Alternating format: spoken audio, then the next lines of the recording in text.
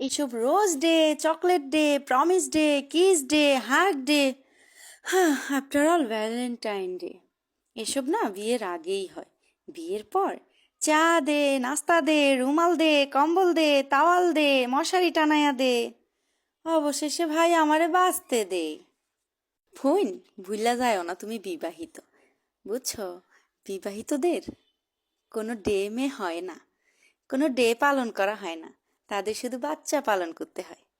হ্যাঁ, বিয়ের পর এক হচ্ছে বাচ্চা পালন করতে হয়, দ্বিতীয় বাচ্চার বাপকে পালন করতে হয়, তৃতীয় বাচ্চার বাপের মাকে পালন করতে হয়, তারপর বাচ্চার বাপের মায়ের সন্তানদেরকে পালন করতে হয়, বাচ্চার বাপের মায়ের স্বামীকেও পালন করতে হয়।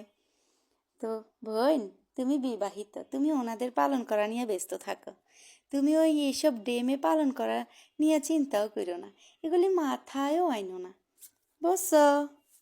বুঝছো না? বুঝলে মোর ভিডিওটা ভালো করে শোনো, বুঝছো? হইলে তুমি তোমার জামাইরে শুধু যায়া বলবা, টাকা দে, টাকা দে, পয়সা দে, শাড়ি দে, চুড়ি দে, কসমেটিক্স দে, এগুলি বলবা। ঠিক আছে, আল্লাহ হাফিজ।